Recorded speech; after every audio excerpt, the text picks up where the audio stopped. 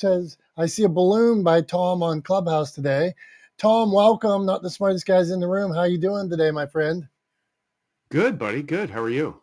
Good. And you have a balloon by you. So happy birthday for something.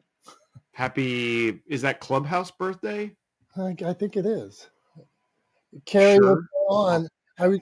I was just showing my wife Carrie's pictures on her Instagram page. So, Carrie, they are all beautiful pictures. Are you taking the pictures of every person that appears on Shot? I think it's Shot at Love, Shot of Love, Shot. I wonder. They're beautiful pictures, black and white. Yeah, it's good stuff. So, okay, back to this balloon. Sorry, Tom. I got that. No, cool. Yeah, I mean, I had no idea until we just logged in.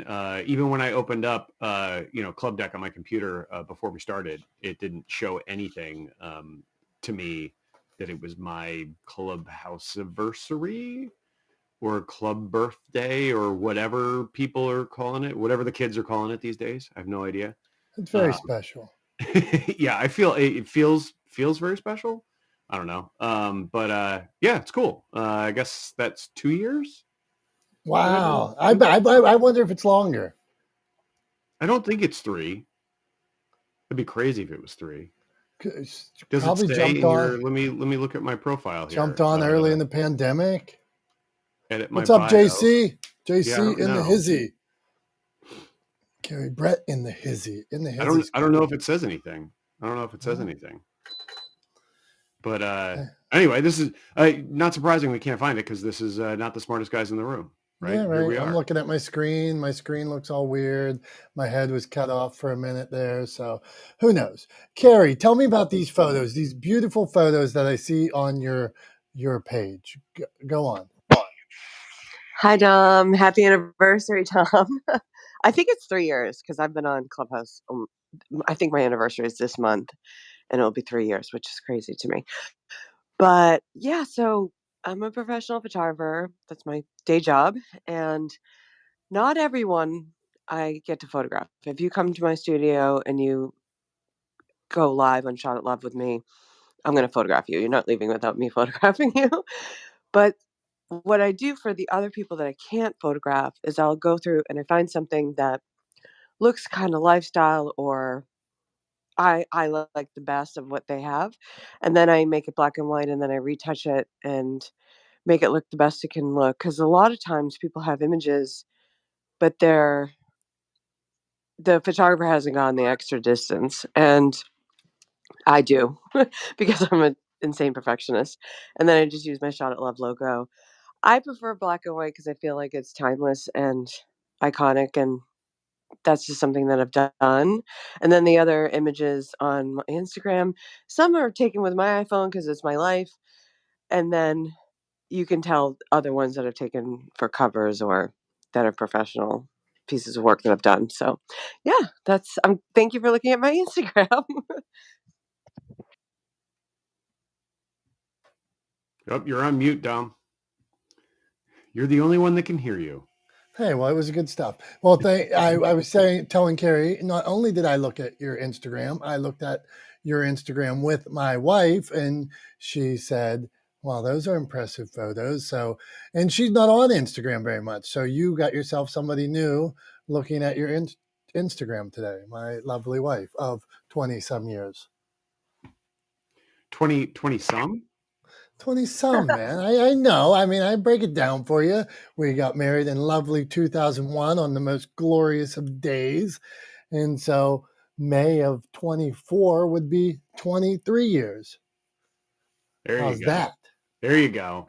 There you go. I love the people that like the supportive spouses who have to listen to us talk about all of our friends on Clubhouse or our fellow podcaster friends, and how we literally are cheering from the sideline for them, and it's nice. It's nice to have them involved. They could care less about being on Clubhouse or whatever, but it's nice to have them involved. Yeah, here's somebody you've never met before, and I was showing my wife what a lot live rooms were versus then I was showing her the globe. And then I was like, oh, look, Julie Loken's in a room. Julie was over at Breakfast of Champions and you were in a room. And I was like, oh, Carrie Brett's here. She's a photographer. She's the photographer I told you about the other day. And then we started looking at your pictures. So I love black and white pictures too. So you're doing good. Okay, Tom, not the smartest guys in the room. What's up, John Jay? One of the things I saw on your social media, Tom, and I'll break it down to this, was what you're really saying, what you put out and what you are saying. And it was one of your last posts with Legendarian about uh, people that are posting like all this good they did and what's actually going on.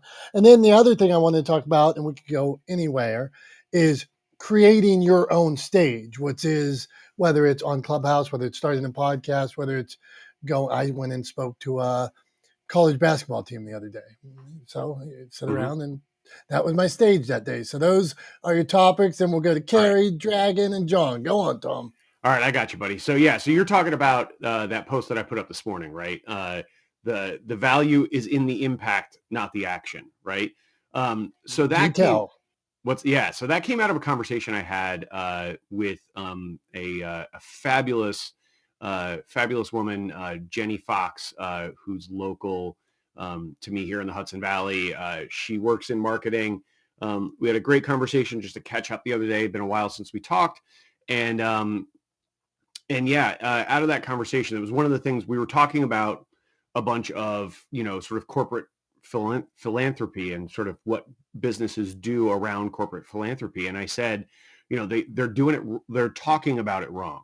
It's not that they're doing it wrong, right? It's not that they shouldn't do corporate philanthropy. Like, that's why I started that post by saying, I think it's a good thing, right? But they're talking about it wrong. And what I mean by that is they talk a lot about the actions that they're taking, right? So they talk about, they post pictures where they have a bunch of employees in volunteer t-shirts posed for the camera, right? And they say, our employees volunteered here, right? And they post a picture where they've got, a whole bunch of meals packaged up to go out to folks to help feed, hungry folks. And they say, we donated all these meals, right? And, or they talk about, you get those pictures with them holding the big comically large checks, right? We donated $10,000 or we donated X amount to support this organization, right? Those are all good things, but you're talking about them wrong because all you're talking about is an action you took, right? You're talking about what you did.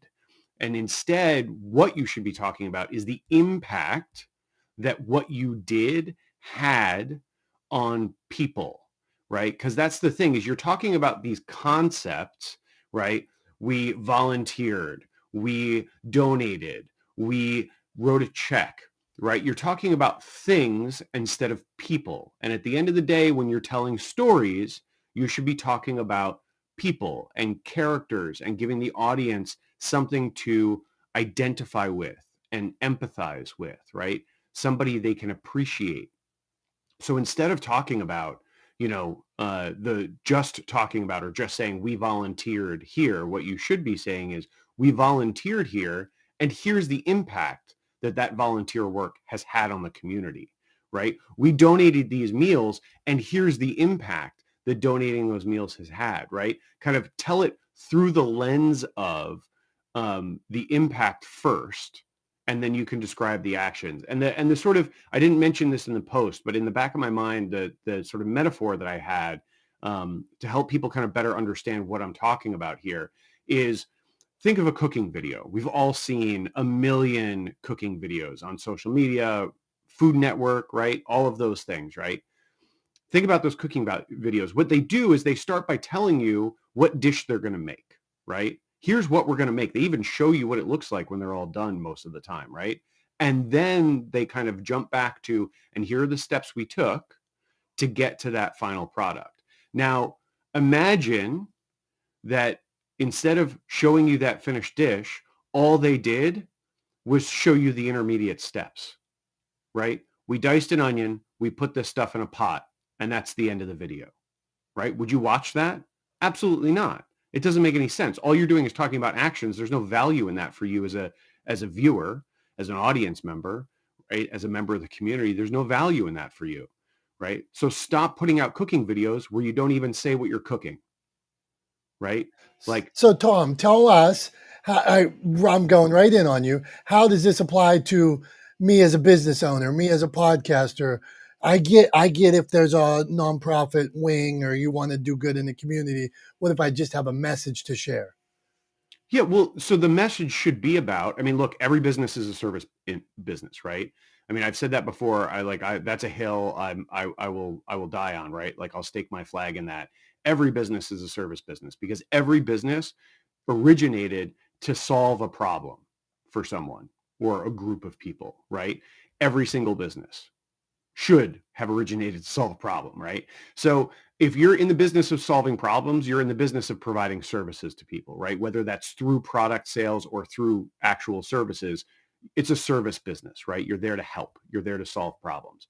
So what you should be talking about in your communication strategy, right? And this is again like about leading with value. This is what legendeering is about, is you should be talking about the impact that the work that you do has on the people you do it for, right? The impact that your product has on the people that use it, the impact that your services have on the businesses that are your customers and clients, right? Not talking about the action. So stop talking about the tools you have, right? And start talking about the cars that drive because of the tools you have, right? Like, so I jumped into a metaphor there about like, thinking about it in terms of like a car mechanic, right? So like, if I'm a car mechanic, I can talk till I'm blue in the face about all the fancy diagnostic tools and the computers that I have in my shop and the Snap-on tools that I own. And odds are you don't really care because you're not also a mechanic, right? But you do care if I tell you all about how this one customer I have came in to get their car fixed so they could take their kid to college, right? And they needed their car to last for this, to work for this road trip so they could do this important trip to take their kid to college, right? And drop them off at college. You care about that. You can relate to that, right? You've dropped a kid off somewhere if you're a parent, right? You've been dropped off by your parents somewhere important and been left there, right? You moved away from home for the first time. All of those kinds of things, right? There are points in sort of universal human experience that you can empathize with in that story, right? So that's what you should be talking about. Talk about that impact that the work that you've done has, not just the actions you take in the interim, right? You can talk about the actions. Absolutely. I'm not saying never talk about action. What I'm saying is the focal point of the story should be on the impact, right? And the action only comes as it contextually relates to the impact that you're trying to share, right? And that's because that's where the value is, right? The value is in the impact, not the action. I get it. Thank you, Tom. Appreciate it. All right, not the smartest guys in the room. Tom's birthday on Clubhouse. Let's dig into this impact. So, all right. So JC, you want to discuss? You want to lay in on how are you making an impact, and then how could we make an impact? If you don't want to answer one, go to the other.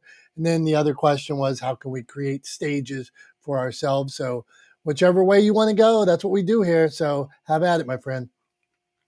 Good to be here, guys. Thanks so much. Excited to see you guys in person soon.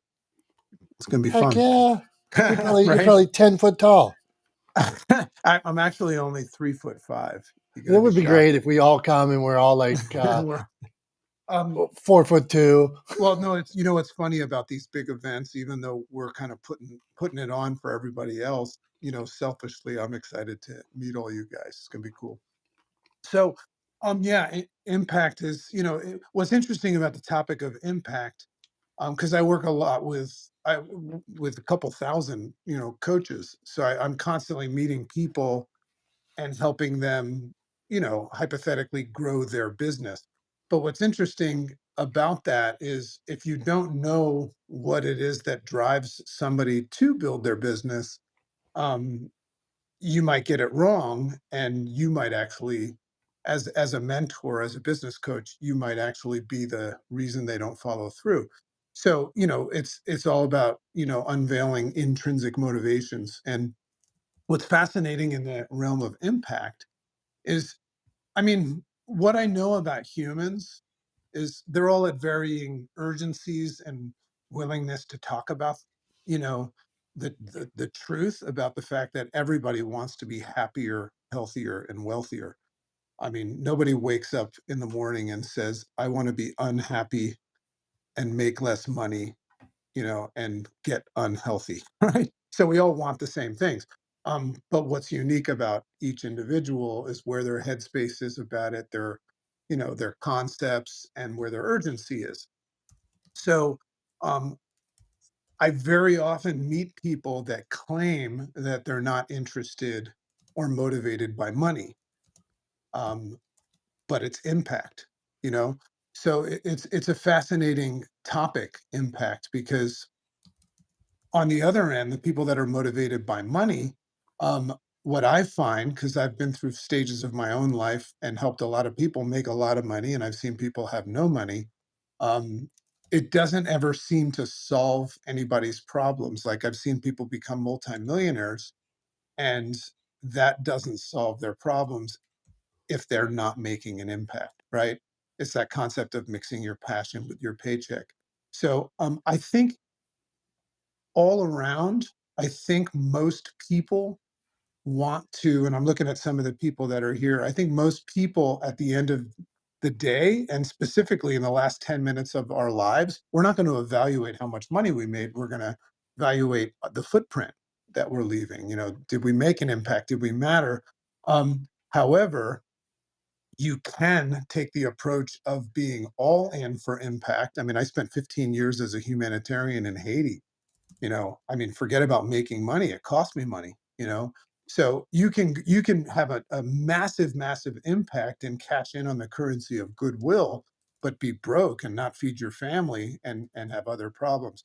So it's an interesting tug of war between the two. Um, just to close out, the funny thing about the people that come to me and say, I'm not interested in the money, because if you go out and make a big impact and you have a structure that makes money from that, you end up making a lot of money.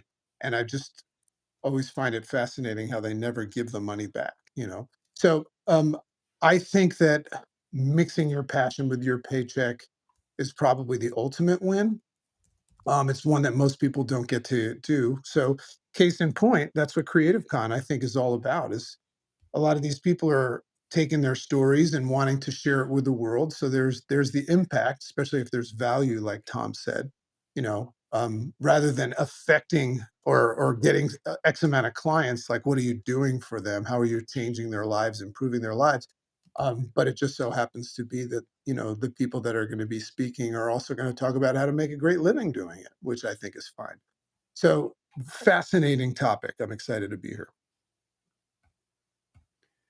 Awesome. Thanks, JC. So yeah, I mean, it's, I think at the end of the day, right, it's all about, from my perspective anyway, it's all about, just communicating those things better, right? So that was kind of the impetus behind it. I think a lot of people are doing good things in the world and are trying to help their communities and are creating positive impact. But I think they're communicating it incorrectly. And if they're communicating it incorrectly, then it doesn't have, it doesn't have the desired effect, right? And it lessens the impact of what they're doing. So yeah, appreciate that. Dom, what do you think? I love this, and I'm glad we're going to talk to John Jay next about this, because even in his descriptions, it's never about him, never about him, never about him. And working with so many authors, I have a lot of authors that, well, let's say, I steer them away from. Sometimes you'll see posts from people that say, make me bestseller, help me get to bestseller, support me, buy today, get me to bestseller. Well, what the heck is that? How does that give any value to the world? Author asking their community to make them bestseller. It is the exact opposite of what you're speaking of there, Tom. So now bestseller could happen naturally. If you said, hey, support this today, I really think if we go to number one in teaching tools, it would help us open up opportunities to get into more schools. And touch on more students, make an impact to more students. That might be better. But I hear these people in my world. I see so many posts that are about me, me, me, me, me, me, me. Watch this, me, me, me, me, me. And as soon as I see it, I'm instantly turned off. And so, John Jay, what do you think about that? And weigh in, man. Oh, look, Leslie gave a thumbs down to those kind of posts. Go on. And to be totally honest with you, Dominic, I agree 100%. Because if it's me, me, me, you're forgetting about the you, your consumer. What's in it for them? So, and by the way, I'm in the middle of moving. I've got some sort of cold thing going on. So if I sound a little rough, that's why. But it's about growing a community of consumers, not just consumers of your podcast, but consumers of written form, consumers of social media, consumers of your website, all those things that we generate, or I should say, I generate revenue from. But it all starts with the very first word. The very first word has got to get the attention of the consumer. If that word is me, my, or I, me, my, mine, or I, that's a tough push. It's a demand. And people can argue that point all day long. So, how do I have impact? Well, I have impact by two ways. Number one is providing a platform for people to tell their stories and growing an audience for them. I just had a woman on recently whose husband was a career deputy who dropped dead of a heart attack while he was working, lifting heavy stuff, and the state has basically ignored them. Even though he's got line of duty benefits, he's on the wall in D.C. They won't put him on the wall. And she said they had to have a memorial for him 3 years after the funeral was 3 years after due to COVID, but they had to have a memorial for him where he dropped roses and a manhole cover because that's where he died because there's no place for them to go. So providing a platform for her to tell her story is unique platform for me, and that's making impact. As far as making impact financially for me, I've got to set it up where a lot of more people consume it, a lot more people are interested, and in the process of this move, let me tell you, everybody's got their hand out, from FPL to the moving companies to the landlords, everybody. I got bills to pay, and I'm not here to be a starving artist. And by the way, Carrie is working on something phenomenal. I think that's great, making an impact for consumers of her product and making an impact for her, which is awesome. Yeah, she's absolutely she's the best. John Jay, I and Carrie, I'm gonna read something to you. My podcasters, my radio host. Let's see what something I got here today. I'm gonna leave any names out of here. Oh man, I just got kicked off. Hold on, no, I didn't get kicked off. Okay, let's see where it is. You're here in Clubhouse. No, you're gonna like this. Okay, so okay, here it is.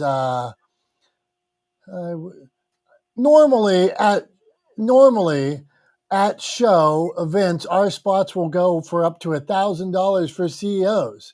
If you would like to come on as a guest to promote yourself for a featured hour, we where we interview you for an investment in yourself, our special variable rate we're running right now is only $199. What do you think about somebody making me a sweet offer like that? It's a sales pitch, and you know Yeah, I mean sales pitches. it's ridiculous. I mean, why would I do it? But then the same to podcasters, you put a lot of work in. I always have this in like I would tell my authors never pay because there's so many out there. There's so many opportunities. Don't pay. But then the podcasters, the radios, you're doing a lot of work. So should they be paying? I just want to throw that out to you and let you I'll just say this really chew on quick. it. If they can't meet the format of the show, they're going to pay because it's a commercial. It's a 40-minute advertisement, and I don't do advertisements for free. And 5 years invested. Some of these stations have been in for 5 years. Others it's taken 5 years to get on. So never, and every time I market to radio stations, the email marketing, one or two replies come back. We do brokered, which means you pay for your time. This model, if you have the calls to action, if you can create a compelling story to do that. So pay per play, it depends on where the audience is. And when I tell them It's very simple. I can promote your products. You promote it heavily at the end. If you want to make it 40 minutes about you and your product and your service, you're going to pay or it's not going to happen.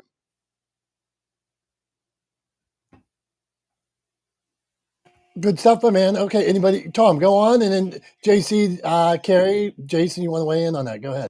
Yeah, I mean, I was just going to say, I think, I agree with John. I think, there's nothing intrinsically wrong with the idea of paying to gain access to a platform. But I think the problem is that most of the time, you're overpaying for a access that isn't really worth what you're paying for. I think that's the hard thing about it. And a lot of those, a lot of those opportunities people say, like, you can pay to get on stages.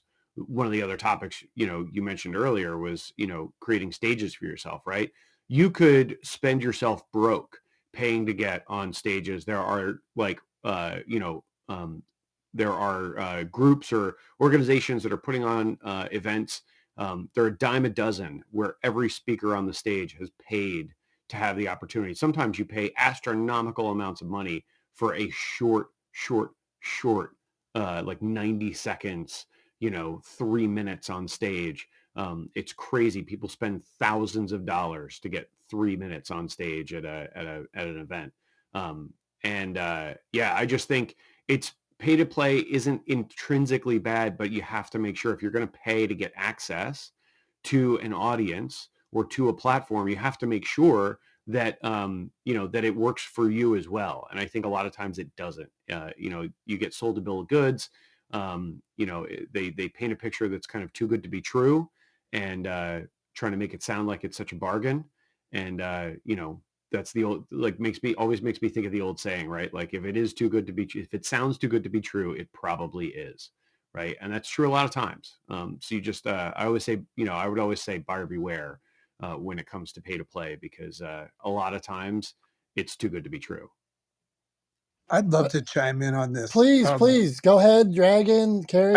I just love. I mean, everything that I have that I value comes at the other side of me just allowing myself to look at things from multiple vantage points rather than just my knee jerk.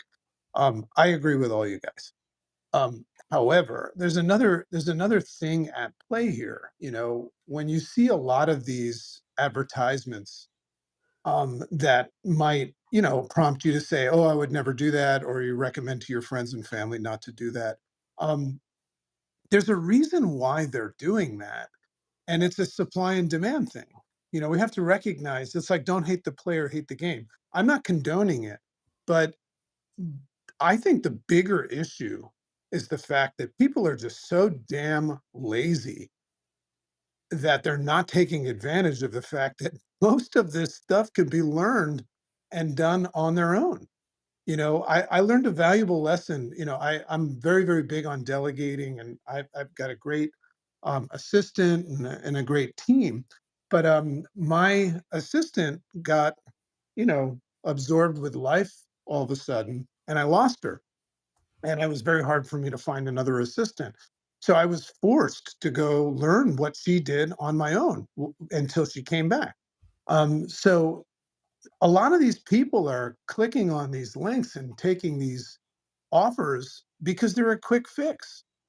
That's a business model. I don't engage in it, but it's just something else to recognize that most of these people that are out there like taking that bait are probably also not willing to actually do the work. I'm not saying in all cases. So it's just another thing. It's like, it's just an interesting behavior to look at. There's a lot of business going on because people are lazy. That's fair, JC. And some people just don't know. And for other people, it might be a small investment. And so, hey, it's only, I don't have to pay somebody to schedule. I just got to, that's. Can I weigh in, Dom? Can you hear me? Yeah, go for it, Carrie. I think we lost. Okay, cool. He froze on my end, so go for it. Okay. So when I went to PodFest last year, I couldn't go this year, unfortunately. I was pitched by numerous TED Talk coaches charging, $10 to some cases $1,000 to coach you time.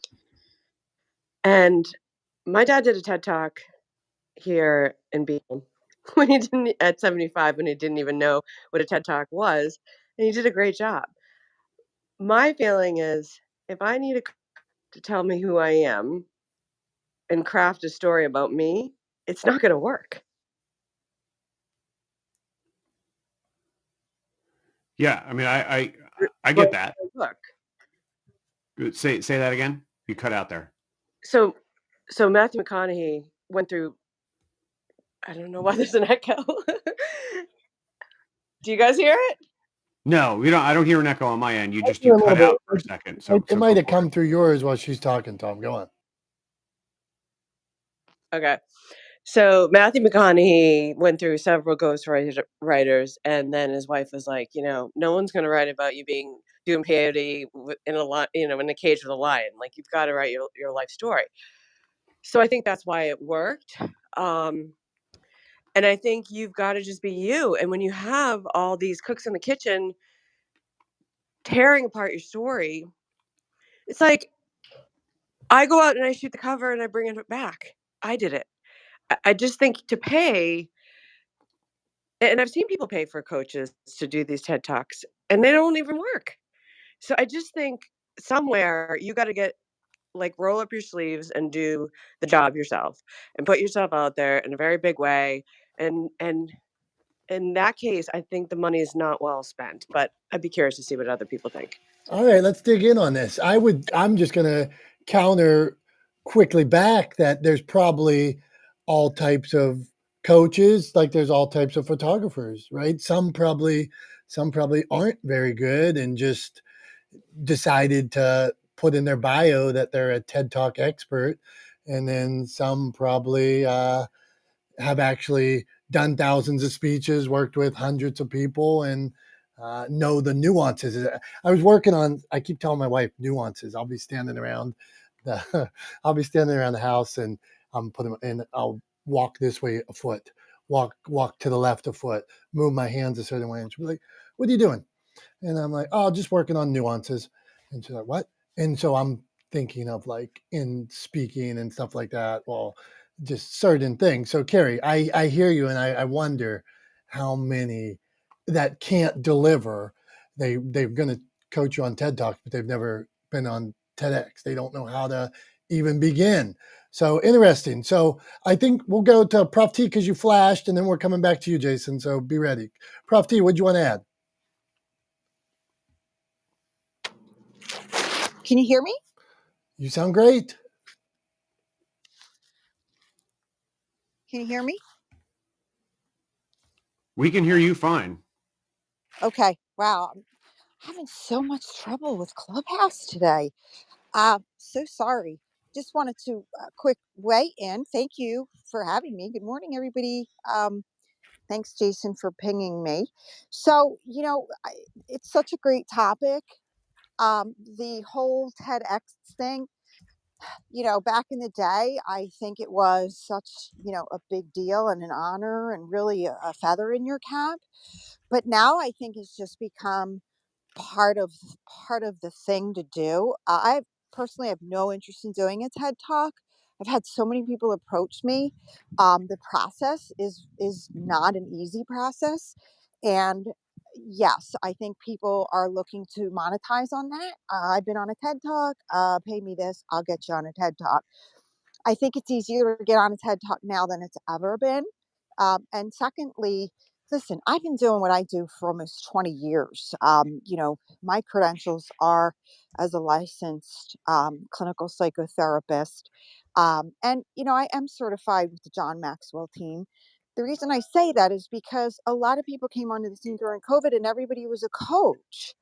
Hey, I'm a coach on this, I'm a coach on that. I get it. You have life experience. You can share and you can be someone's coach. But I think that's just a mentor.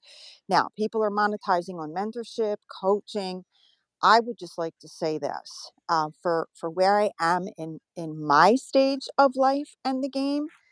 I feel like I've earned my seat at the table, and I have been approached for so many events to come and speak, and I have to pay them. I think that's a little backwards. Um, I think that now I'm in a place where I can be paid for my credentials, my expertise, and my ability to do what I do, because this is what I do and I've been doing it. And when you do what you do and you keep doing it, you get to keep doing it. That's all I have to say. So do the do, because when you don't do the do, you end up in doo doo. Thank you. Back to you. All right. Thank you, Prof T. We appreciate you. Not the smartest guys in the room. Jason, we're coming to you. And I'm going to give what we don't do very often here, because Prof T said do, a recap. Okay. So we talked about what you're actually saying, what you think your message is, and then what you're putting out. So, Tom, is that go on? What would you want to The add? value is in the impact, not in the action. Okay, that's better. Better way to, the value is in the impact, not the action. We're talking about people trying to charge you to be on podcasts and things like that. Maybe it's worth it, maybe it's not. Maybe it's a scam. Same with people trying to charge you to be do TED Talks and things like that. I help people write books. So somebody could say, well, I'll write my own book. Go ahead. But maybe I can get you there 6 months faster and with less issues than if you do it on your own. So there's uh, all these things you can, they're customers' perception. This is what we used to say in sales. Customer perception is our reality. So whatever they believe is really, you can say all you want, but it is what the customers believe. And if are you worth it? Are you not? Do they think you're ripping you off, or are they saying, can I give you testimonials? There's testimonials. There's so much value there. So, Jason, those are a few of the things. You're up, my man.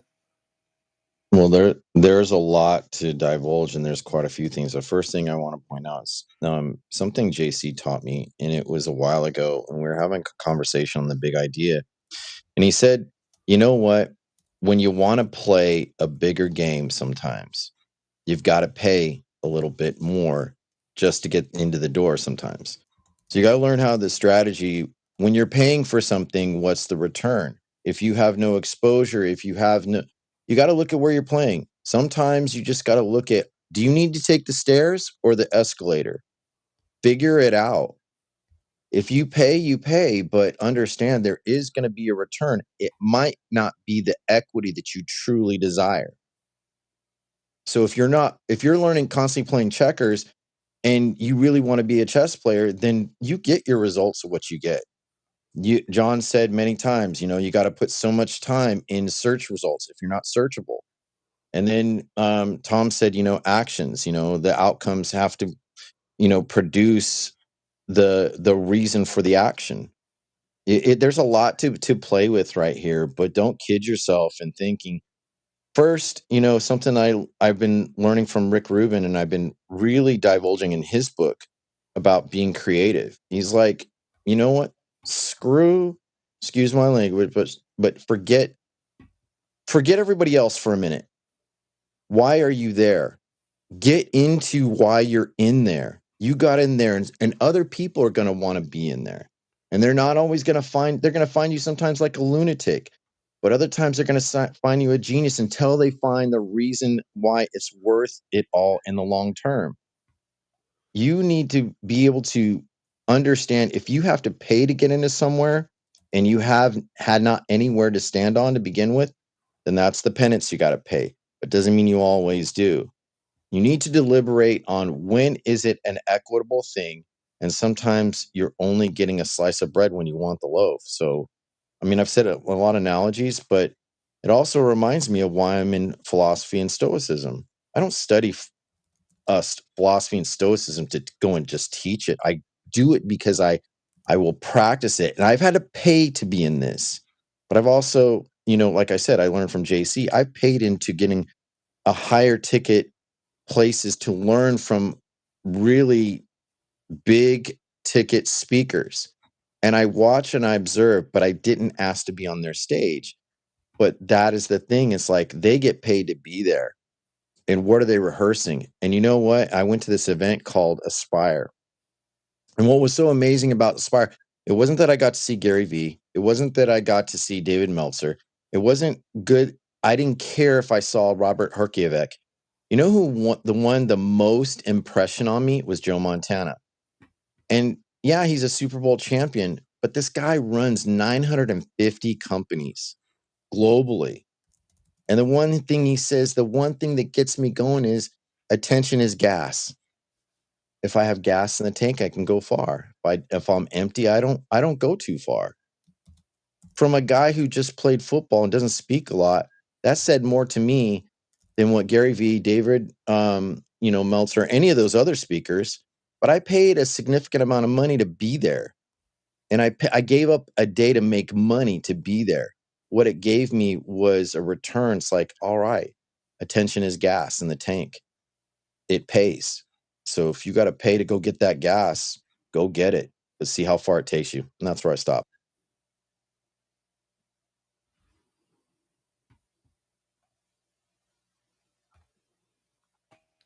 Thank you, Thanks. brother. Yep, go on, Tom. Oh, no, go ahead, Don. All right, I'll jump in. Yeah, no, I mean, and I think like just to clarify too, there, Jason, like what I was talking about with pay to play is I'm not talking about like paying to attend an event. I'm talking about paying to get up on stage, right? So like I'm talking about paying. It works for that too. Right. I'm talking about paying for access to an audience. And what I said was it's not inherently bad, right? But buyer beware, like in any other circumstance, right? Like make sure you do your homework and you're being an educated consumer, because there's a lot of people that will charge you for, exorbitant amounts of money for access to an audience that isn't as big as they promise, isn't as engaged as they promise, or isn't the right audience for you. So I think being, an educated consumer in those instances is super important. The other thing too that I wanted to mention, talking about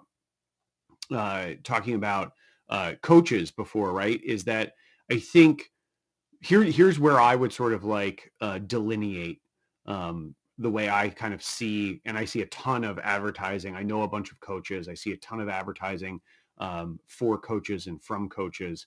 I have a bunch of coaches that are friends. I believe in coaching when it's done well and with integrity. But I think there's a lot of people that don't do it with integrity, right? And here's where I would draw the line. If you see somebody advertising their coaching services and what they're advertising is, gains in revenue, right? What they're advertising is a promise that you're going to make more money if you become a client of theirs. Then I would run. I would head for the hills, because I believe that a good coach should be interested in and should pursue getting you to be the best version of yourself. That's what good coaches do, right? I think like a lot of people have had the experience of participating in organized sports and stuff, and we've all probably, those of us who have had a variety of good coaches and bad coaches, right? And that goes all the way up into professional sports. But good coaches, what their superpower is, what their secret sauce is they're really, really good at getting the best possible performance out of their players, right? And so like if I'm looking for a coach, what I want them saying to me is, I can help you become the best version of yourself. Like that's a coach I might be interested in talking to. But a coach that's going to promise me 7 figures in my business, thanks, but I'll pass, buddy. Not interested, because I know you're just trying to sell me into your program. You're not actually trying to get me to perform well, right? So like the intention is very different. One is trying to sell their program. The other is actually trying to help their clients. I want the one who's trying to help their clients, not the one that's just trying to sell their program. So that's just what I wanted to say, like in terms of the coaching thing. I think that's how I look at kind of separating, the coaches that I think are worth talking to versus the ones that are worth walking away from. I don't know. What do you think, Dom? That's interesting, and I'm a believer that everybody has such different goals. So let's say, and I use it in my terms. I have an author that is a teacher at a small little college, and she likes to go out twice a year and sell books at fairs. And she's not comfortable being on social media. She's not comfortable having people know her too much, but she really likes to go to those 2 fairs a year. She will have much different results than somebody that goes out and speak. I have other people that speak to prisons every week, that speak to corporations every week, that are out on podcasts, that have their own shows. They're going to have different results. And it would be disingenuous if I went to until I have to understand the journey that each person's on. Some people come to me and they say, I just want a book that I can give to my grandkids. And they sit it on their table and they pay to have it hardback and look a certain way. And they have no intentions of ever going out to the world and having press releases and things like that. My point, everybody's on a different journey. And as a coach, as a business person, you have to understand what is the client's goal, right? Not mine. What's their goal? And then do my services help them? Do I need to tailor them to meet their needs? I think that's where, to your point, well, if I told the lady at the small school that I can get you on 100 podcast I pay me $10,000, like she would freak. It would be treacherous for her. It would be the worst thing ever. But if I said, okay, well, we can make this children book perfect that you'll be proud of when you go to the craft show and the craft show in the summer and the Christmas show 2 weeks before Christmas. She's super happy about that. She puts another $1,000 in her pocket before the holiday to buy the grandkids presents. Okay, I understand why she's doing it. So, all right, let's go on here. Carrie, what'd you want to add? No, Okay, sorry, go ahead, sorry. Carrie, and then I just wanted to make sure we get to JC because he flashed. So Thank go you. ahead, Carrie, and then we'll Okay. go to JC. Okay. I think I just want to clarify. I'm a coach. I pay for coaches. I believe in going to programs and coaching and all that for sure. What I was trying to say is the pure creativity piece, meaning like you can't buy that. So I'm writing a book. I wrote the book. I wrote every word. Would I hire Julie? Would I hire Dom to help me in lots of areas? Yeah. But I'm saying the pure creativity piece, meaning, is this authentically you? Is this your story? Does it come from your heart and all that? I feel like people lose that in a sense because they're trying to make moves so quickly to get to the top that they don't keep what is so special about them. That's what I was trying to say. I think that kind of got lost. Carrie, I hear you. I think you did say it, so I wouldn't think. I think we feel you. And if I see the word delve, for instance, if I with ChatGPT and people just writing with ChatGPT, if I see the word delve in an article one more time, this must be like ChatGPT's most used word. It is very obvious. The more content that gets put out, Carrie, it's obvious when people aren't writing they're not sharing their story. They're sharing 15 business tips, 10 this, 5 this, that are the same thing everybody else is doing. So I hear you, feel it. JC, go on, my man. What'd you have to add? I was just going to share something. We have a morning group that meets like a mastermind, and we were talking about something similar to this. And my wife, who's a mental health therapist, was talking about this concept that's very, very prominent right now. It's always been there, but like higher now than ever, called reflexive mistrust. And it's kind of like a buyer's beware type thing. But right now, the consumer on a great level is reflexively, meaning like knee jerk reflex without even knowing it, just assuming that they can't trust things. So anybody that's out there doing these like silly offers, that we've been talking about, and they get business, that's a timing thing. Like they got an impulse shopper. But for the most part, I think that the environment is is exhibiting reflexive mistrust. So the question is, how do you do business in an environment like that? And it has a lot to do with building trust. How do you build trust? In my opinion, results. I always tell people never hire somebody that doesn't have what it is that they're claiming they're going to give you. That's one thing. Never hire somebody that knows how to get something but doesn't have it. So that's how I choose mentors and all of that. Um, there's a great book if anybody wants to read. One of the probably top 10 books I ever read called The Speed of Trust. Great book. Probably close to being as cool as Legendeering. I mean, I don't know. It probably is like right after Legendeering. But it's all about trust. So in your brand, I don't think people think about this, because your brand is not just what you're selling, but it's also how you're living out loud and how you're representing yourself. I think the most valuable asset you can build in your brand is trust. Look at Julie Loken. She's here, the creative genius behind Creative Con. Um, our friendship is 100% built on trust, and the business that we do together, 100% built on trust. How does she build trust? One of the easiest ways: following through. A lot of people are giving up on relationships because they don't get the impulse buy. Um, Tom, you're saying putting people on stage. Somebody could be a good speaker, right? But until you have heard from credible people that person delivers, you're not going to put them on stage and stuff. And that's how you can build value. So anyway, I just wanted to drop the T word into this conversation, because a lot of you guys spend so much time with one another, because you find each other interesting and you guys have lots of talents, but you also trust each other. JC, man, we appreciate you. Prof T, what do you want to add? Go to it. Hey, thank you. I wanted to just echo, what JC was saying, because I absolutely 1,000% agree. And here's my personal experience. I want to just highlight Julie Loken. Listen, I've paid people in the past. I still pay people for coaching and counseling and mentoring and advising. That's the way of the world.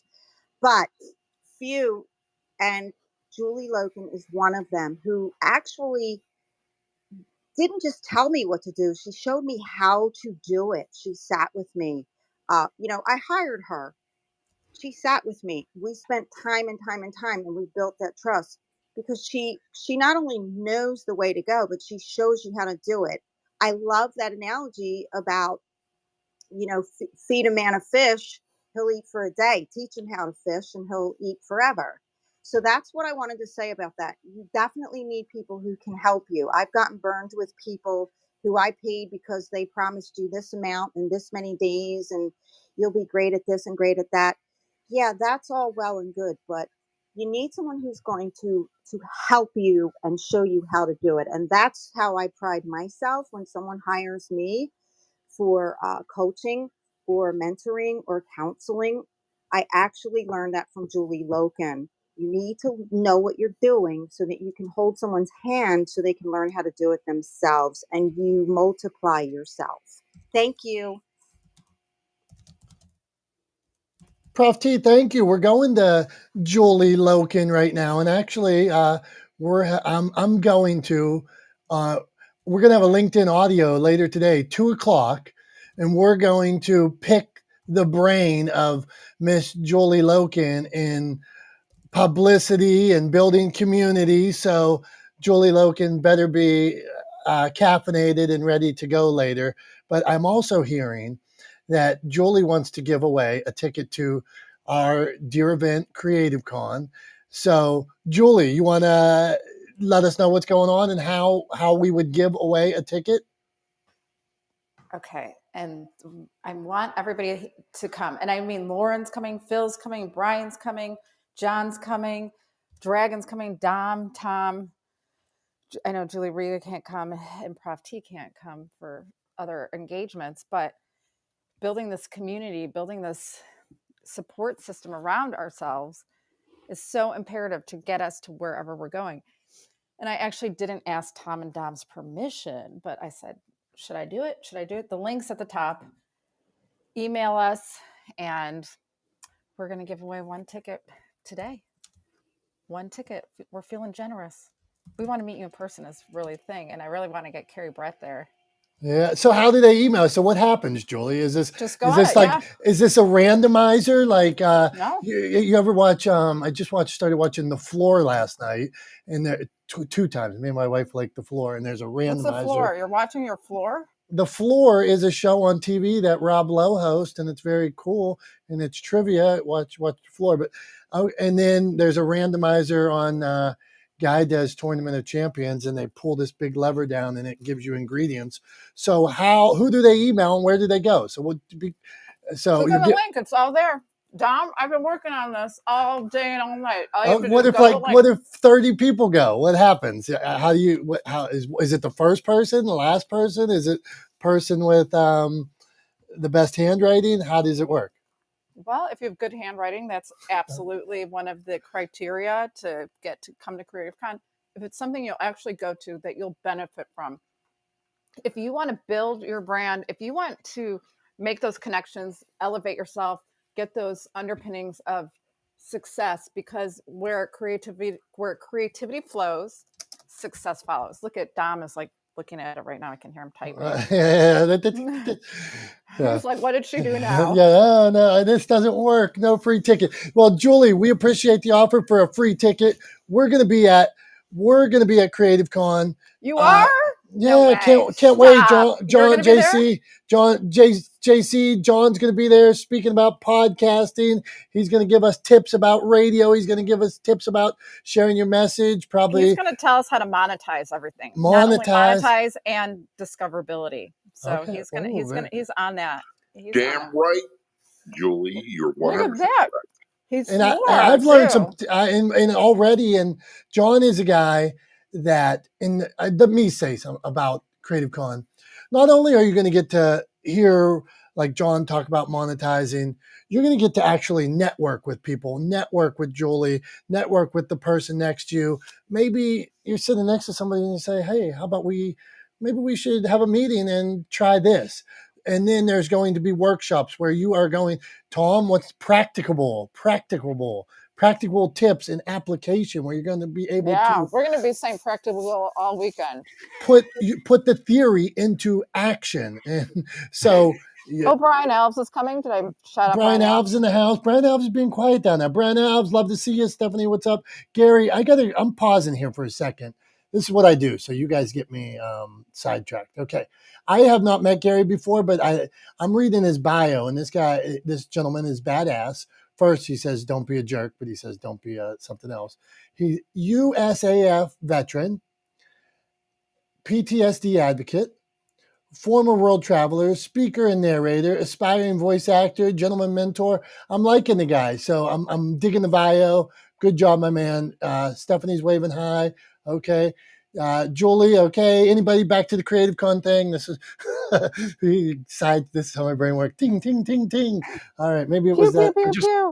I just want to I want to jump in real quick and just say one thing, because not everybody who's listening or watching to this is on Clubhouse. So I want to make sure we actually say where people need to go and who they need to email, so we can make sure that everybody gets a chance. Thanks, right? So we're omnipresent right now. Yeah. So go to creativecon.com. That's CRE, the number 8, TIVECON.com. And on the front page there on the home screen, right up at the top, Julie has put that we're giving away a free ticket. And there's a button that says learn more, right? So you can learn more about it. But also you can send an email to Julie if you want to be entered to have the chance to win a free ticket. It's Julie at themediacasters.com, right? Julie, Julie at themediacasters.com, right? So go ahead and shoot Julie an email if you want to have the chance to win a free ticket to Creative Con. I mean, can you imagine seeing John J. Wiley's mustache in person? I'm not trimming the mustache. And by the way, damn, I worked with Carrie for quite a while, and Julie, who's on the phone, Julie Riga. I would love when they have a chance to tell you. So this is what I'm going to share: things that you can do, that you can replicate, that will help grow your show. Her show, Carrie, grew from well, I'll let her tell her story. Let's do it, Carrie. Go on. This is a perfect segue. What do you do? Tell us about the growth. Well, it's I've learned a lot from John. I've learned a lot from all of you, and I was able to grow my show to the top 1%, which I'm excited about. And I think it was because I changed out the images each week and put a custom image for each podcast episode. I worked on my keywords and metadata tags, changed the titles quite a bit. I sometimes remastered and put up an older episode with a different title. And I've been really active on Newsbreak, and that's been great. And I try with social media. I'm just hitting it on all cylinders. And I think that's what you have to do. And no one's more aggressive than John J. Wiley. He just he's already on the fifth Newsbreak. That So should be his tagline. No one's more aggressive than me. Hang on. Say That that I again like. so I can write it down, please. No one's more aggressive than John J. Wiley. I love that, Gary. I like that, John. All right, let's come on here. Okay, Julie Rock's we're going to Julie Rock. She's on the phone. So, Tom, it's your turn to reset. We covered a lot today. This room has been, this is when I feel you in this room make me feel best when we're all over the place. So, Tom, try to get us some order here. All right, I'll do my best, but as per the title, I'm not the smartest guy in the room, so I'll try, right? I'll give it the old college try, as I guess people used to say. So anyway, here we are. We're not the smartest guys in the room. We've covered a wide range of topics today. We started out talking about a post that I put up on social media this morning that was kind of fresh on my mind. You had seen it and it resonated with you. It came out of a conversation that I had with Jenny Fox, who's somebody in my network here locally in the Hudson Valley. She's fantastic, and she was kind enough to actually take some notes while we were having a conversation, and then shared with me some of her notes. And one of the things I said in that conversation was, the value is in the impact, not in the action. And specifically, we were talking about corporate philanthropy and how a lot of businesses get it wrong because they talk about the actions that they do. They talk about the fact that they volunteered or the fact that they wrote a big check, but they never talk about the impact that those actions have on real people. And that's where the value of that story is, right? That's where the value of sharing that information is in sharing the impact. So that's one of the things we were talking about. The analogy I made, the metaphor that I used to help people wrap their head around what I was getting at was, it'd be like making a cooking video and never actually showing anybody what the final dish is that you made, but just talking about cutting onions and putting stuff in a pot, right? Kind of doesn't do anything for you. It doesn't take you where you want to go. So that's one thing we talked about. We talked about coaching.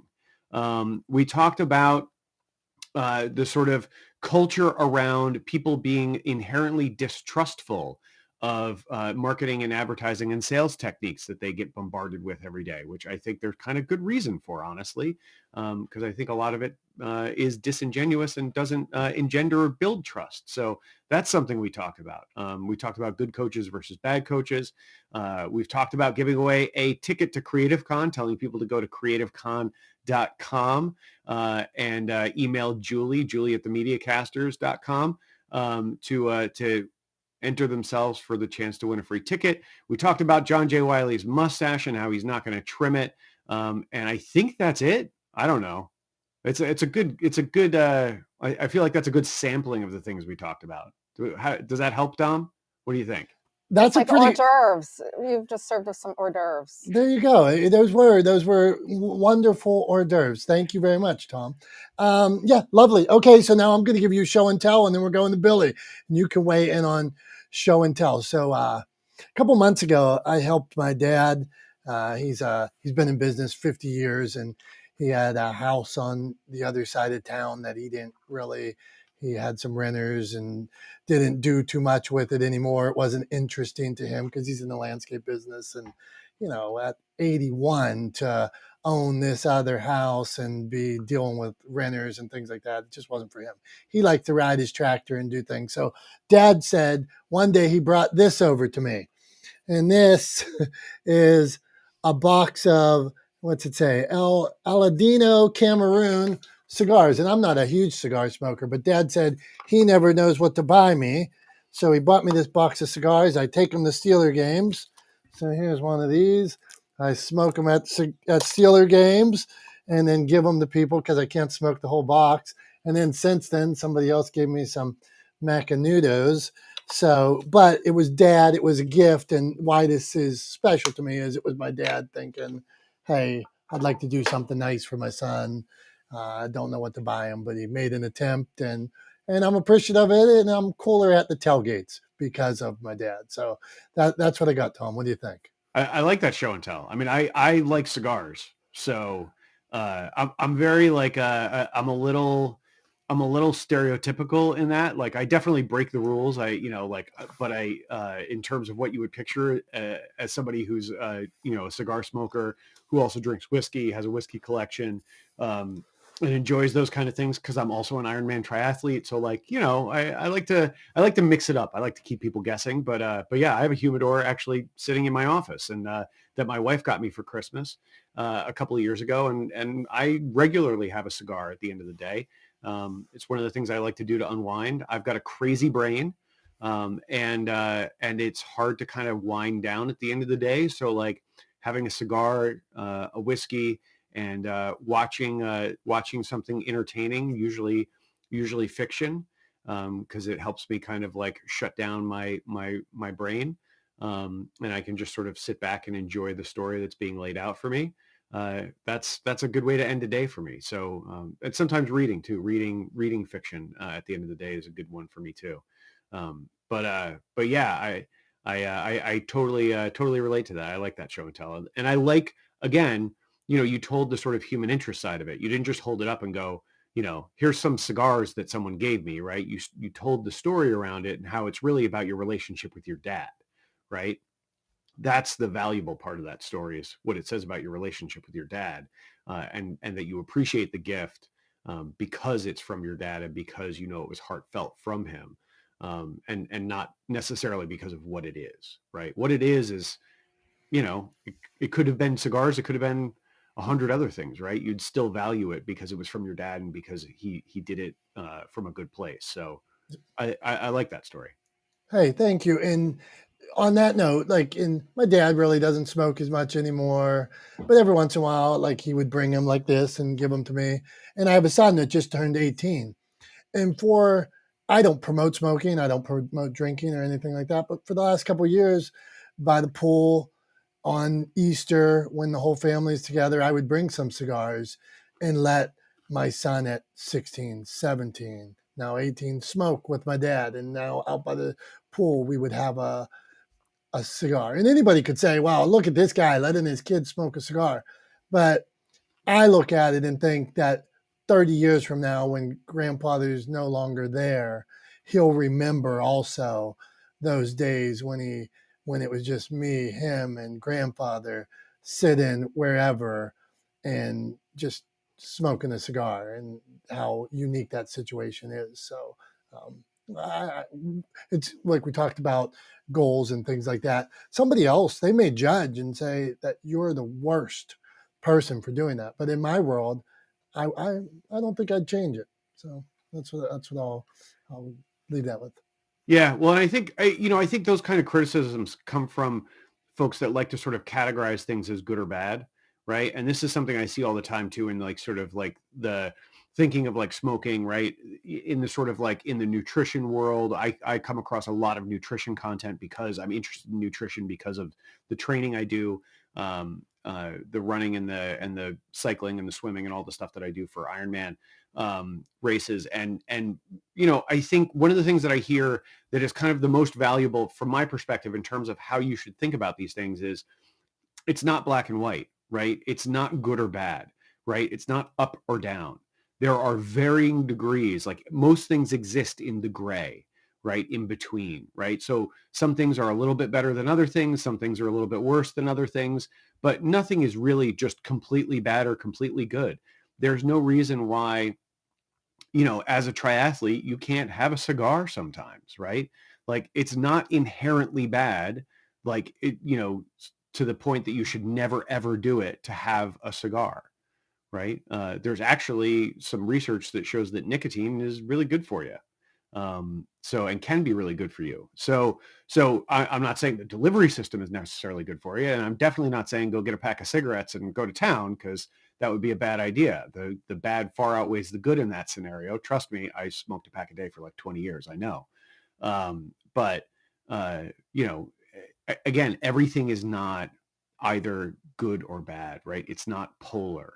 So make sure that you kind of weigh things, in the gray, rather than looking at things as either up or down, good or bad, right or wrong, all the time. I love the analysis, Tom, and that's great for everything that we've talked about today. So, Billy, I'm sure that made it a lot easier for you to weigh in. So, go on, my man. Pressure's on. It's Wednesday. I like Wednesdays. I'm like, weigh in on what exactly. I'll just say hello. I'll keep it simple, short, simple, sweet. Hello, hello. Just wanted to jump in, and I always enjoy your guys' rooms, but I've been busy against the deadline, so just hit it and just wanted to come in and say hi. Okay, thanks, Billy. Hey, I'm going to start with you, because on this other topic that we had here, what do you think about this idea of creating your own stage? Is that something you're familiar with? Is it something you do? What do you think? Yeah, man. I mean, I definitely think it's. I mean, I guess I do, right? Like, I create my own, uh, platform. Or not my own platform, but I leverage other people's platforms to create something for myself, and so I do this in business quite a bit. I recently, just in the last few days, have been kind of testing this. I saw Gary Vaynerchuk doing a live on Twitch behind the scenes of him just doing meetings and stuff. He's muted, he's playing an old podcast episode or some other type of content in the corner. So at first it's like a little bit jarring, a little bit confusing of like what's going on here. So like you're working, but then you're like playing this clip and it's not you talking, but you are talking because you're on meetings. Um, and so anyway, I took this concept. I was like, oh, I think this is kind of neat. I want to go live more, but I don't necessarily have time to sit in front of my camera and talk or come up with content to do a live show. But I want to show up live even more. And so over the last, I don't know, 3 or 4 days, I have been live streaming majority of my day. So I just turned it off this morning, but I've been live streaming since like 5:30, probably 6:30 this morning, while I'm working here in my office. But then I'm playing content that I was previously on or captured onto the screen. Billy, hold on. I got to ask you a question here. I saw, I saw one of your posts one day where you said, "Is this ASMR?" That's the initials, right? Is you giving people ASMR too when they're watching you? Hey, this guy's typing on his computer for 3 hours. No, Go on. no, dude, I'm muted, so you don't even hear me unless I come off mute. And so I'll come off mute and like talk to people or answer questions if people jump in and ask. And a lot of the questions have been like, "What the freak is this? Like, what are you doing?" And so those are funny because it's different. It's different style content that people aren't used to me putting out, first of all. Second of all, they're probably not used to seeing it from anyone unless they follow Gary Vaynerchuk or someone like that. I mean, he's the only person I've seen doing this type of content, or, it's like this hybrid, like live stream, replay, behind the scenes. We'll look into like whatever, like into the fishbowl with other stuff going on. So it's kind of like having the TV on and like staring at the fishbowl at the same time. It's kind of weird. But anyway, it's getting a lot of attention. Like I get people texting me, like, "What are you doing? Like, what is this? Like, this is cool. This is interesting." I had another friend, a content creator friend of mine, send me his link to his Facebook Live this morning. Like, "Hey man, love that concept. I'm doing it too." So he was behind the scenes working on his podcast while also playing an old podcast episode. So he's promoting that old episode and then also, kind of interacting with his live audience.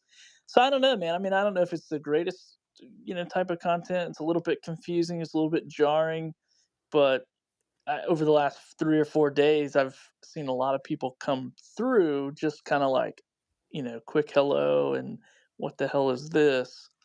And then my phone has been blowing up with other content creators going, "What's your main play here? Like, what's your result?"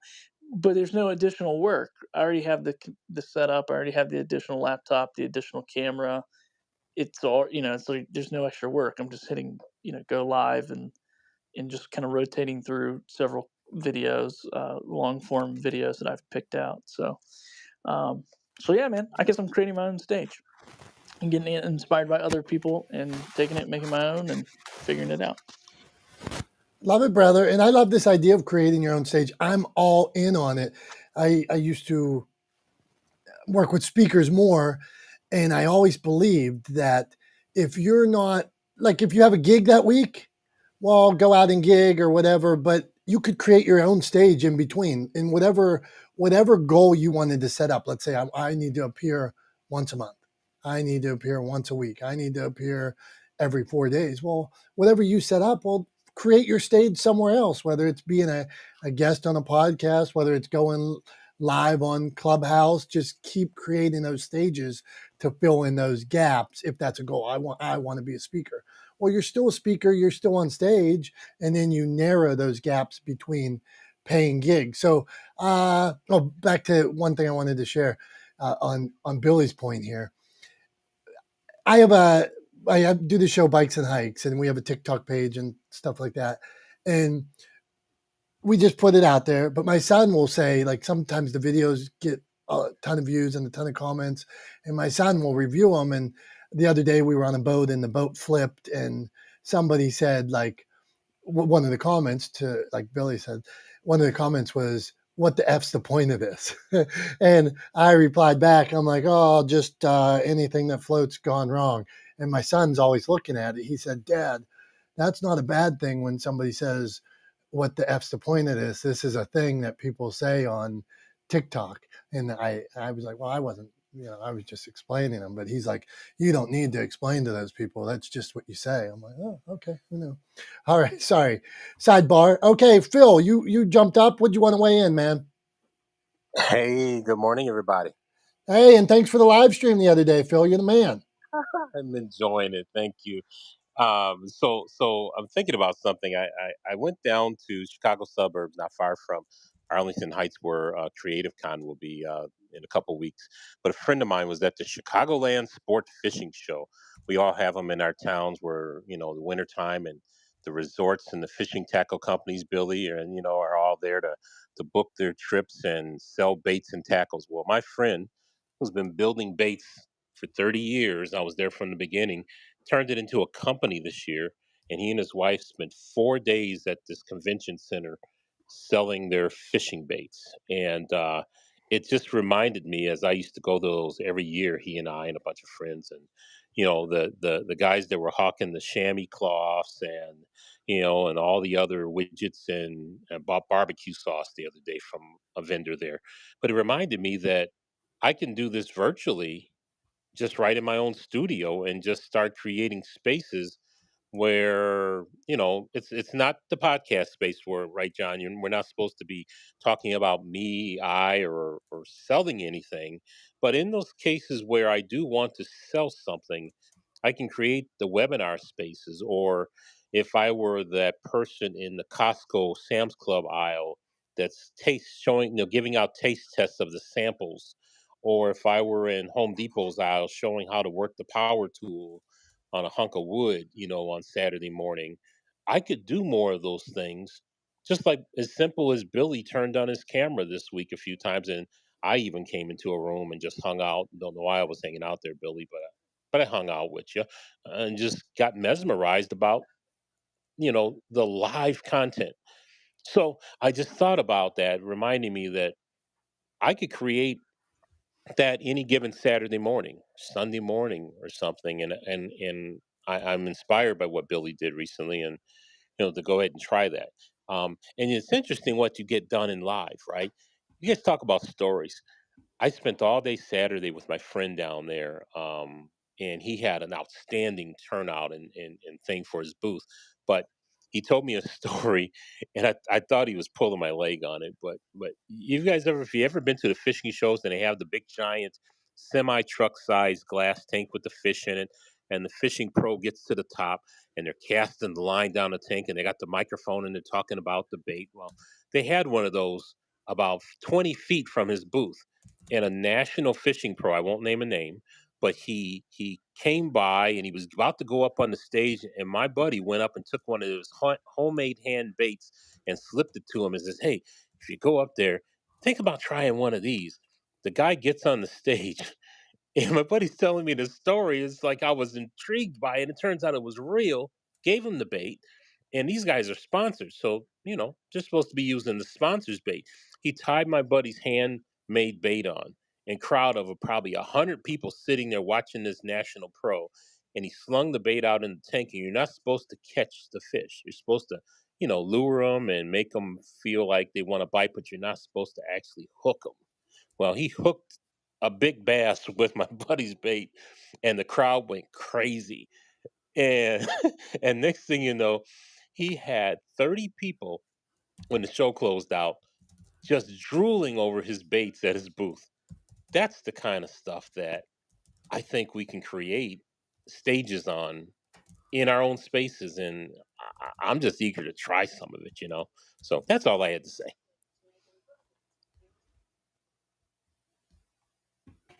Thanks, my man. That's interesting. Create like my buddy Brian Alves, he would talk about that, like creating the buzz, creating it's all the spark. So I guess that is what that gentleman's doing. How can you like John Jay with the titles that he shares? How do you get people to gravitate, look at you while you're sharing your message so you can get your message to them? Go on, Tom. I was just going to say what he's doing is creating social proof, right? So it's the same kind of idea as like having someone, having a customer or client do testimonials on your website, right? Or filming testimonials with customers or clients, right? To share stories of their success. It's the same idea. So it's social proof for what your product or your service is. And that's exactly what he did, right? He handed the guy his handmade fishing bait or lure, and the guy used it to success in front of a whole group of people. That's social proof, right? So he basically created, a live testimonial for his product, and that's why people went to get it, because they had seen somebody who knew what they were doing when it came to fishing, right? A fishing pro. They had seen someone use it to great effect, and they said, well, if they can use it to great effect, then maybe there's a chance I can use it to great effect.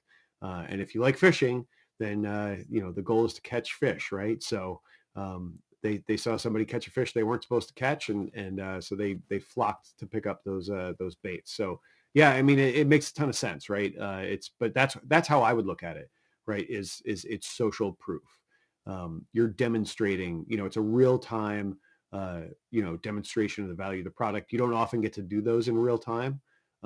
Usually they're done through things like testimonials. But yeah, it's there's a reason why those things work, and it's because nothing people will always trust someone else's opinion. It's why we listen to reviews, right? Why reviews of restaurants matter, why reviews of films matter, is because whether or not we're gonna take the dive or take the leap or jump in or spend some money on something, we're gonna look to see what other people who've gone ahead of us have thought of it, and whether or not it was worth the money. So same thing, social proof, right? Yeah, it was a good move. I mean, at the end of the day, it's something that's hard to do. I think, like for me as an entrepreneur, one of the things that I struggle with, and I have this with my book now, right, with legendeering, is like, going up and having the guts to go up and hand it to somebody and ask them to give it a try. It's something that can be hard to do, especially if you have which I think most entrepreneurs do, is most like have a little bit of imposter syndrome. I think if you're going to remain humble, you have to have a little bit, a touch of imposter syndrome. I mean, I believe in my work, and I believe in what I say, and I believe in legendeering, and I believe in the strategy in the book, and what I'm trying to do in the world, humanizing the world of business. I believe in all of those things. I think it's a worthwhile pursuit, and I think I'm going to find some success in reaching towards those goals. But there's a little bit of imposter syndrome. Like, should I really put this in front of this person? Is this person going to think it's worth it too? Right. So yeah, it takes a little bit to kind of take that leap and hand hand that thing that you've worked so hard on to somebody who's in a position to, it could have easily been that they handed that bait to that pro fisherman, and the guy looked at it and said, this isn't worth anything. I'm not using it. Or he could have used it and not had any success with it. And then they would have had the opposite social proof that they were going for. So it was a gamble for sure, but I think a worthwhile one. I think it paid off. And I think, you have to take those risks, because whether you're going to fail or succeed in those moments, it's what you do afterwards that really matters. So it was, it's cool. It's a cool story. I appreciate it. From as a fellow entrepreneur, I appreciate that friend of yours, Phil, taking the chance. And to something we talked about earlier, that's also impact, showing clear impact that whether it was catching a fish or that it flew across the room, would we call that the lure? The lure makes a difference. Is that what we're going with? That the actual Phil, is that the terminology for it? He says chili. What's chili? All right, go on here. It's right. It's right, Dom. All right. Okay, I'm hot on it. Okay, so now let's go. Hey, Brandon, what's going on here? All right, so we're gonna do something here, Tom. I'm gonna surprise you. Oh, Julie Loken asked a question and then she leaves. She says, "Is it good to be controversial? Is it true all press is good press?" So then she leaves right before we get into something like that. Go on, Tom. I mean, I'll take that one. The answer to the first one is it good to be controversial? If you're doing it for the sake of being controversial, then shut up. No, it's not. Absolutely not. Right? If you're doing it just to be controversial, then no, it's not good. There is no value in that. Maybe entertainment value for yourself, right? But it's not a good practice. And I would say if you're being controversial just for the sake of being controversial, keep your thoughts to yourself. The world's better off without hearing it. And then the other one is all press good. Is it true all press is good press? I mean, there's an argument that it's the idea that all attention or any attention is worth having. That can be true, I think. Even if you get attention for negative reasons, you can then turn that into positive outcomes. So it's potentially true, but not true across the board. But like I said before, most things exist in the gray. Right. But I just think if you're being controversial to be controversial, like nobody's benefiting from that really. It's just, you're being negative for the sake of being negative. And I got no time for it. Like I'll just walk away from that conversation all day, every day. There you go. Good answer, Tom. And to your point, if let's go with somebody, Rush Limbaugh, whether you like Rush or hate Rush, he was good at interviewing. He was good at moving things along. He talked about polarizing subjects. Well, he talked politics, and he talked about a certain side of politics. So, but he wasn't just trying to be polarizing. He said, "I'm on this side, and this is what I talk about." If you're on another side, you might disagree with him, but it wasn't like he was just coming out with crazy topics to make people mad. He just stood on the side, talked about that side, and however you determined it, whatever you thought. John, go on. Am I off base there? You are not off base. And by the way, my radio boss was his executive producer for 25 years. What Rush said was, and we can learn a lot from people like him and his content. He said, number one, content is king. If you have the best content, people will find a way to consume your content. He's known for saving AM radio. Secondly, he didn't always, behind the microphone, when he's off air, he didn't always profess the same things. So he really knew his audience, and he crafted his content in a way the audience would consume it the most. So when you listen to him, he would say things like, and this is what I tell people to do: listen to Dan Bongino, listen to Dave Ramsey, listen to some of the syndicated shows do really well, and see what you can implement that fits your style and format that you can use instead of reinventing the wheel. Doesn't mean you have to like them. Doesn't mean you have to agree with them. You can't argue with the results of what he did. But the main thing I say is that he said things that got people's attention. whether he believed them intimately or not, was not the issue. It was about getting consumers' attention with the content. Right on, man. Thank you for sharing. I knew you'd have I'm glad you weighed in on that. So And by the thank way, you. people don't realize how much money he raised for charities over his 20 some odd years of doing that. But this goes to Tom's point. He rarely ever talked about it. He just made the impact because that was not the reason why people consumed his show. He mentioned it periodically, but it was not the reason they attracted an audience. Thank you, brother. Not the smartest guys in the room. Brandon, where you want to weigh in? I don't know how long you've been around, but we covered a lot today, Brandon. So what do you got for us? What do you want to weigh in on? Me and you have been in Jason's room lately. Yeah. I jump in Jason's room because he keeps putting out the content. He's like, Yep. I got time during the day if I in between calls or something. The guy is there, so I show up because he's there, and there's a conversation. Whether you like it, don't like it, he's got something to say. Go on, Brandon. Well, is there a specific question that you want to ask, or? No, man, you can. Tom, go on. It's your turn. Tom likes to give a few points here. Go on. Oh, okay. Well, I don't know. This is the only place I feel that would care about this, but I finally figured out a second podcast. So I'm still figuring out how I'm going to format this and put this together. But I don't know. You know, like when you get into a hobby, the next thing you want to do is do more of it and you go crazy and then you kind of burn yourself out. I did this with making beer, right? Fell in love with craft beer. Then I'm like, you know what I'm going to do? I'm going to make beer. And your wife surprises you with one of those beer making kits. And you're like, oh my God, I'm going to open up a brewery next year, right? Well, you do it and then you kind of burn yourself out. With the podcasting, I knew that could happen. And I've always wanted to do one. And when I finally had a really good idea that I knew I wouldn't burn out on, and I've been doing it for, this is our 5th season. So it's going well, right?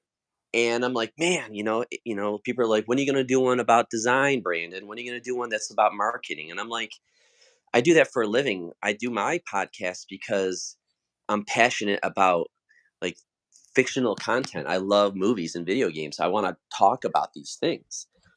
And I just want to know the medium of podcasting.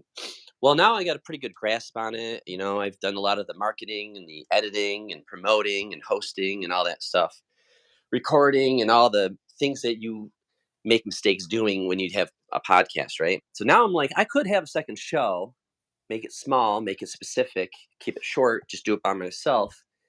But I never had the idea. But then about a month ago, I got back on Facebook and I'm really just using Facebook as a place to build a relationship with my community because all my clients and I don't know, they're not from where I live, and I want to know who I'm raising. Like, what is this town really about? What are we going to do as a community? What are my kids going to be facing in the next few years when they get to middle school and high school? So I kind of want to be part of my town, and I'm thinking this whole time, I'll be the logo designer or the web designer for my town. But it's a blue collar town. These people, honestly, it's maybe I can have, that conversation with some of these people. But right now, it's really hard to get those conversations. But I'm also not a history buff, but I do love history. And the more I've been here for like 13 years and I've learned a lot of the history here. And there's some really cool stuff. And there's some really cool businesses and restaurants and diners in our town. So this week I was like, it would be really cool if I made a podcast about the town. And like, I'm not shooting for like the stars here. I'm literally just going to keep it very small and local and make a podcast opposite of my entertainment podcast, which is people listen from India, right? Or Germany. But this one, I kind of just want the people down the road or on the other side of town to listen to.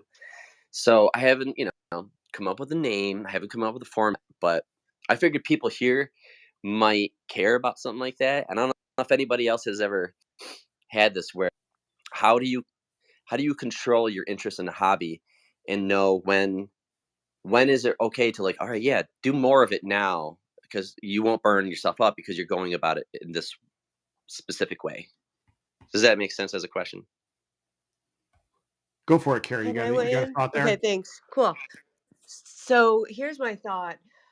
There's a local show, a podcast called Hinghamcast, and she was a former reporter, and she decided to cover just like what was happening in the town, different businesses, different whatever was happening.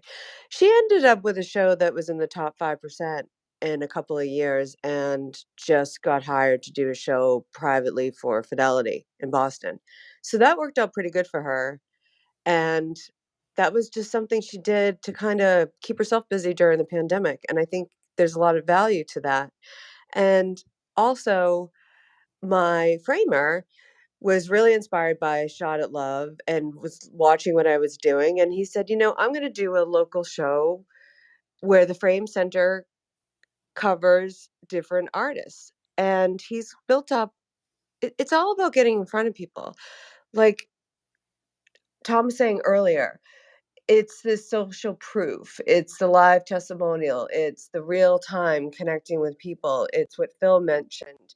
That person went to a trade show and stood out and got more eyes. So whatever you can do to put yourself, Brian and I are talking about doing a speed dating thing here in Boston because I want to get in front of people. I mean, I have a boyfriend, but he's looking for love, so why not? We'll probably. I said I don't like to drive at night. I'm like, you pick me up, we'll go.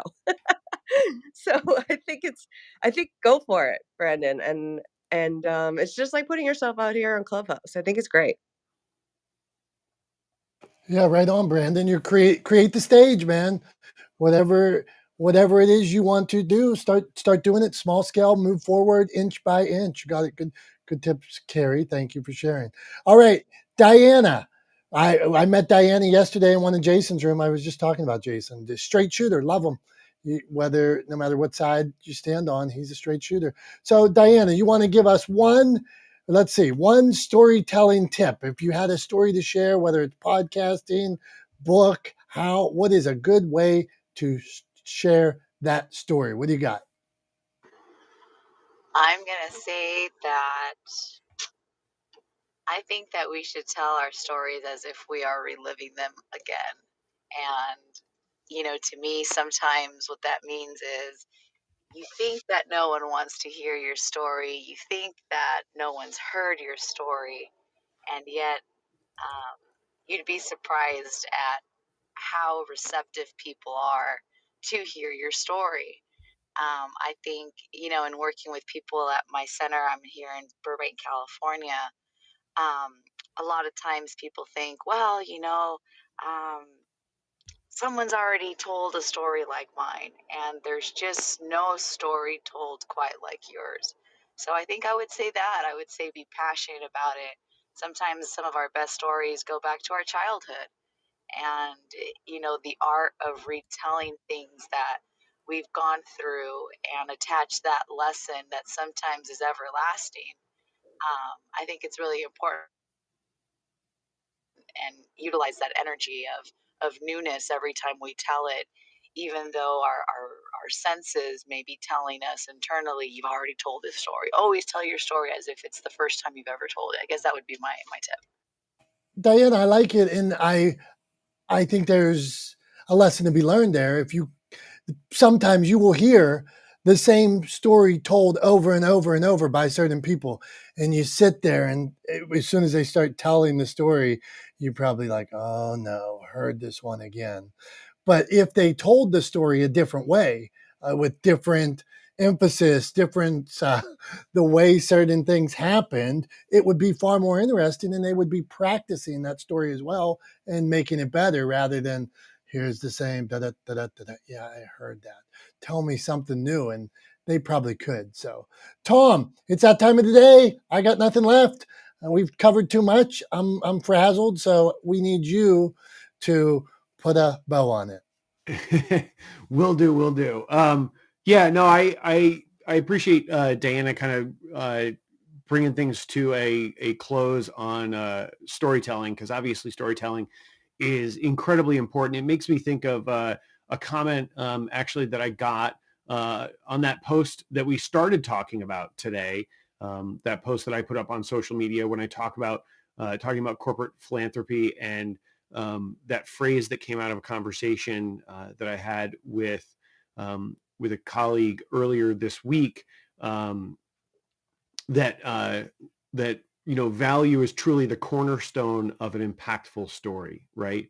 The value is in talking about the impact, talking about the end result of the actions that you took, right? So I just want to leave everybody with this idea or this thought that when it comes to telling stories, make sure whatever you do that you always include, right, and your focus is on, and that you share your actions through the context of the impact that you were working towards creating, and then whether or not you did create that impact, right?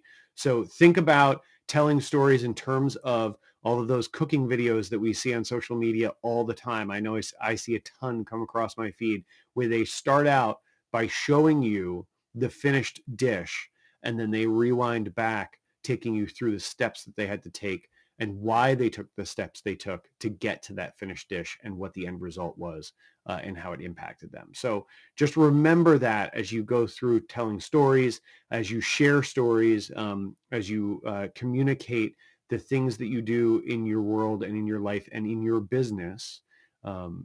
Make sure that your focus is on the impact, because that's where the value lies. The value is in the impact, not the action. So I'll leave everybody with that. Thanks everybody for being here today. We love you guys. We appreciate you guys. Appreciate all of you being here every Wednesday with us. We couldn't and wouldn't do it without you. Otherwise it would just be Dom and I talking to each other, which we can do for a while, but we really value you guys, your guys' input, and you guys sharing what's going on in your world, and adding your insight to the conversation, because we are not the smartest guys in the room. So for Dom, I'm Tom. Thanks for being here this Wednesday with us. We will see you guys next Wednesday at 9:30 a.m. Eastern time for Not the Smartest Guys in the Room. Until then, have a great rest of your week. We love you. We appreciate you. We thank you. And bye-bye.